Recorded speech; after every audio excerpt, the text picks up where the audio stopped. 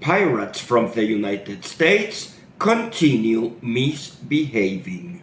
Last Saturday, they seized, by using military forces, a second petroleum tanker containing Venezuelan petroleum bound for China. And yesterday, they tried to seize another oil tanker.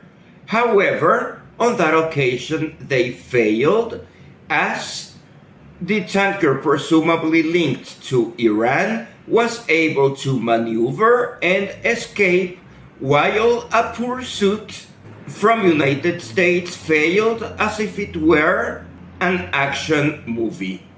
We are dwelling in a marsh of intolerance. As Marco Rubio says, he cannot tolerate Venezuela, and Venezuela cannot tolerate piracy from the United States either. Impasse continues escalating, and the United Nations Security Council is scheduled to meet on Tuesday at 3 p.m. New York City time. China and Russia have already endorsed Venezuela's position because maritime law is being violated by United States piracy. United States seeks desperate to steal Venezuelan petroleum. They look short on cash, unable to honor any financial commitments. It is significant, though, that another Chevron operated oil tanker departed Venezuela with destination to refineries at the Gulf of Mexico in the United States.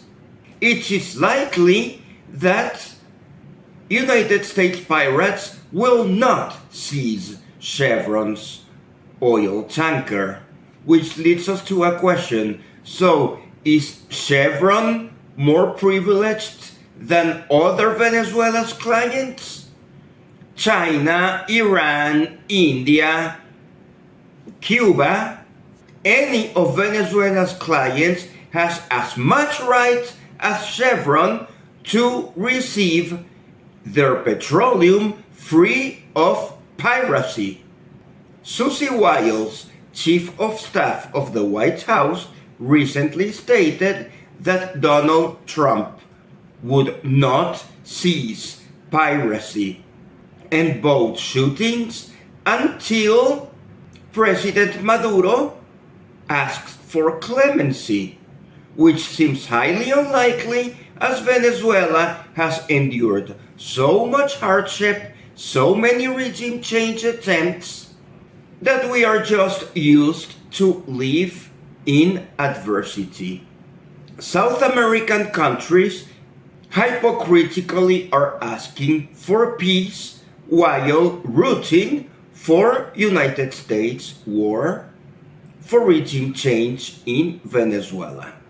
Argentina, Chile, Paraguay, Bolivia, Peru, Ecuador, and Panama, along with Trinidad and Tobago and Guyana, are all rooting for regime change in Venezuela, as being sided with the United States would guarantee to them smiles from Donald Trump.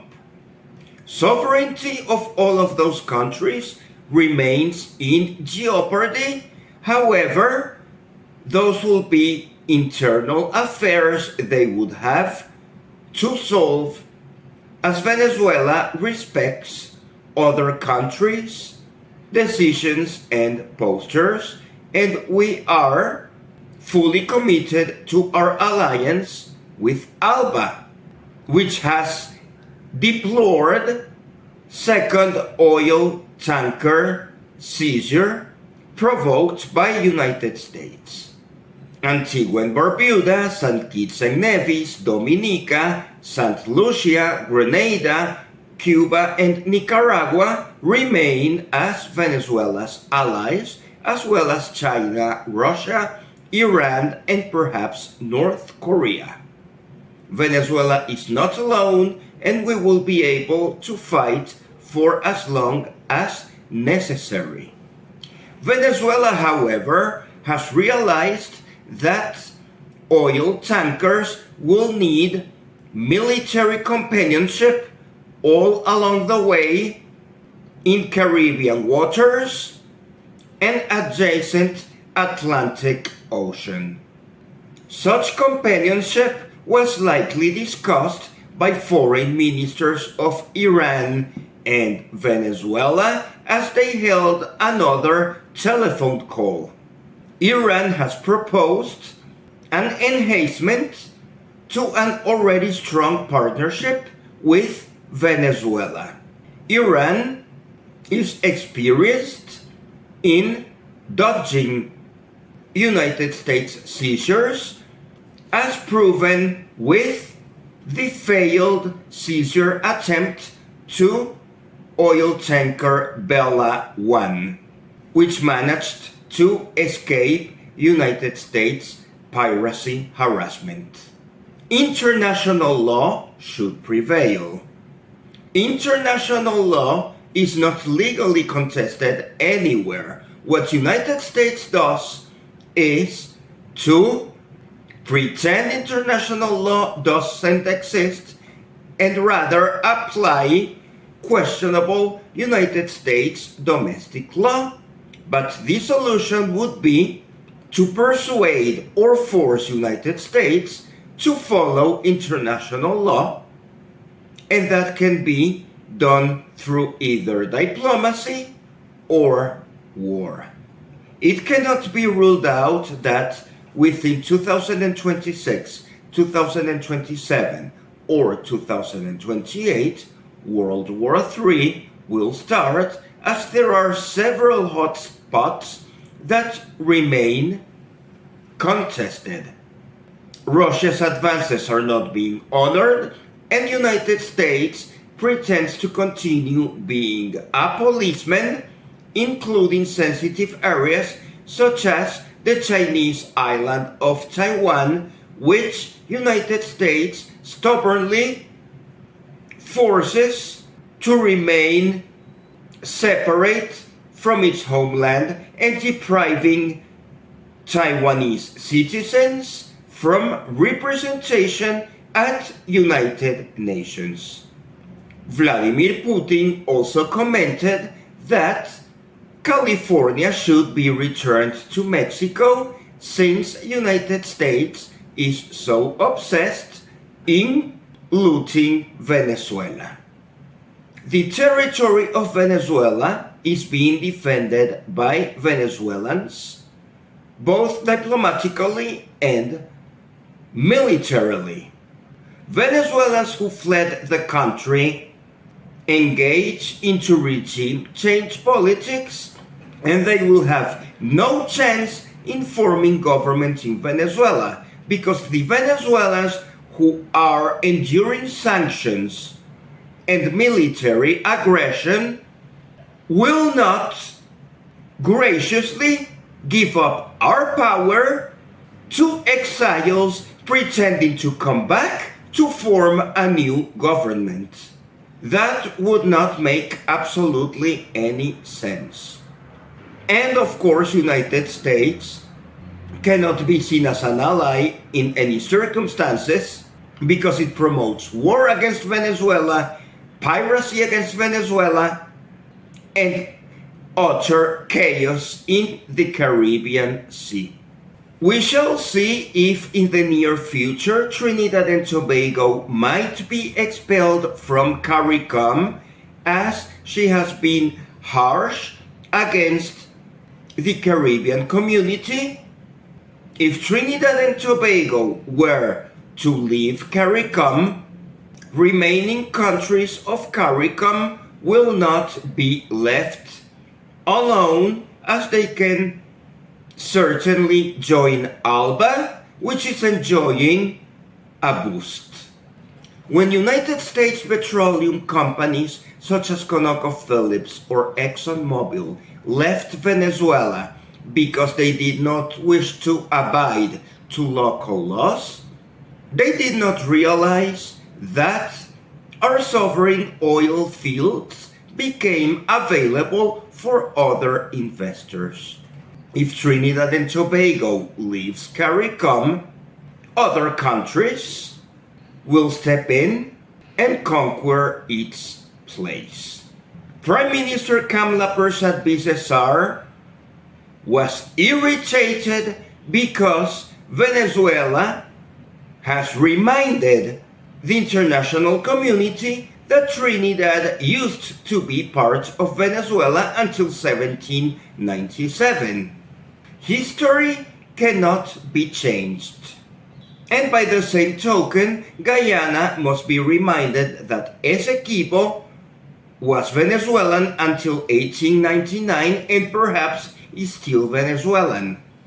While border disputes are not an urgent topic at this time, it is important to remind other countries that they still exist and that Venezuela has a history of being looted its territory and resources, and we will fight to defend for our property.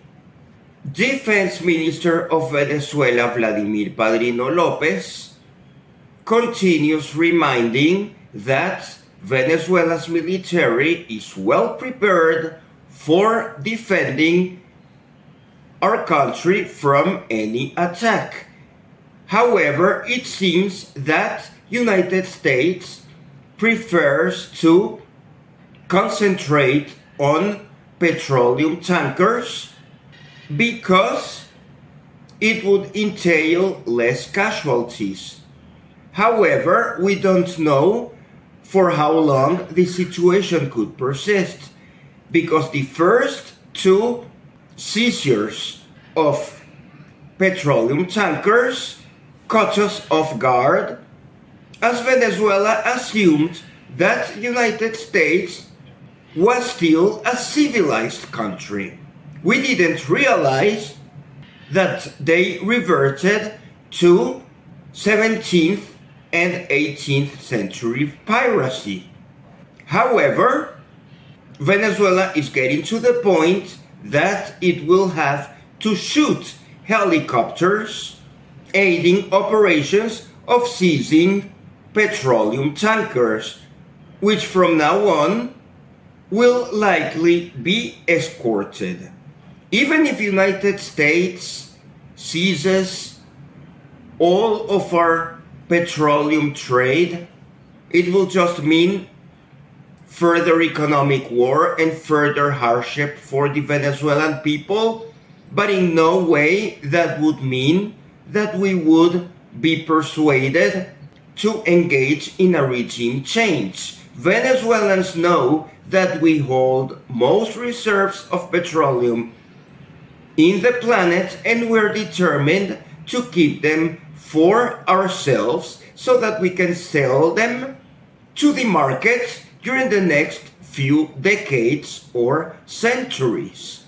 Venezuela is thinking long term, and in the short term, we are not interested in quickly exhausting our reserves for the benefit of petroleum multinationals who are unwilling to accept our terms of business within the sovereign country of Venezuela. Perhaps ExxonMobil will be allowed to loot Trinidad and Tobago and Guyana, as their business practices seem more aggressive than Chevron's. However, that doesn't mean that they would repeat that strategy in Venezuela. As a matter of fact, it would be best for Venezuela to continue relying on petroleum investors from outside the United States, because the United States might try to militarily occupy our country with the pretext that they have investment locally. Piracy methods of United States have made it a pariah country which cannot be trusted, and Venezuelan authorities are urged to continue oil exploration and distribution through other business partners, keeping the United States contribution to an absolute minimum. Many months have elapsed since the United States started harassing Venezuela. Information is increasingly repetitive. No action is producing any fear.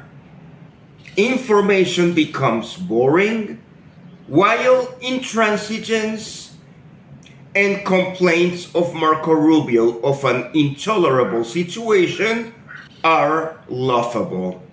Alexandria Ocasio-Cortez is already set to win United States presidency in 2028 according to latest polls.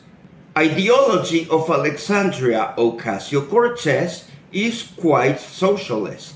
It will be quite interesting to imagine how United States will flip the switch from capitalism to communism in just a few years. If Donald Trump engages in World War III between now and 2028, Alexandria Ocasio-Cortez will need to stop those wars. Bernie Sanders, who is a close ally of Alexandria Ocasio-Cortez, has already denounced that these Venezuela war games are just an excuse for dodging domestic United States problems. Donald Trump is having such a hard time in the United States that the only supporters he has left are Cuban and Venezuelan exiles who failed in building more prosperous Cuban and Venezuelan societies and just left to the United States to complain and promote regime change, which always fail. It looks like Cuba and Venezuela are like Woody Woodpecker, while the United States is the coyote who always gets crushed by the most ridiculous accidents, while Woody Woodpecker always wins. President of Brazil, Lula da Silva, continues insinuating he would be a mediator for the Venezuelan crisis with the United States, while Qatar, who recently hosted a National Day feast at the Embassy to which Foreign Minister Ivan Gil attended, also could be a viable partner for dialogue between Venezuela and the United States, considering that Qatar has a close relationship with Secretary of State Marco Rubio. However, Venezuela has no guarantee that either Qatar or Brazil could actually be having a hidden motive to promote regime change in Venezuela through soft power, which would be unacceptable for Venezuela. For the time being, Venezuela needs to enhance its relationship with existing allies and very carefully consider reasons for both Qatar and Brazil for intending to promote a dialogue. Because dialogue seems impossible, as Marco Rubio says that Venezuela is not tolerable. Marco Rubio needs to learn to tolerate before engaging into dialogue, because it will be an utter waste of time to promote a high-level Venezuelan commission to dialogue with the high-level commission of the United States if beforehand we are already told that we are an intolerable country. Accusations about being friends of Hezbollah, friends of Hamas, friends of Iran may actually be true at some extent. Iran is one of Venezuela's closest allies, and we cherish our alliance with Iran. And Hezbollah and Hamas have helped Palestine to fight Israel, while Israel is known to promote regime change in Venezuela as well. It is just a matter to find anyone that the United States labels terrorist, or to find anyone who is sanctioned by United States OFAC, to immediately become a Venezuelan friend. The friends of my friends are my friends, the friends of my enemies are my enemies, the enemies of my friends are my enemies, and the enemies of my enemies are my friends. Western Hemisphere is Venezuela's hemisphere. Venezuela has a sphere of influence in the Caribbean Sea and northern South America. Any foreign policy that the United States seeks in the Caribbean or northern South America touches Venezuela's sphere of influence, and the United States will have to dialogue with Venezuela. And if the United States wishes to engage into war, it might have to suffer casualties, because every day Venezuela is getting better prepared to fight.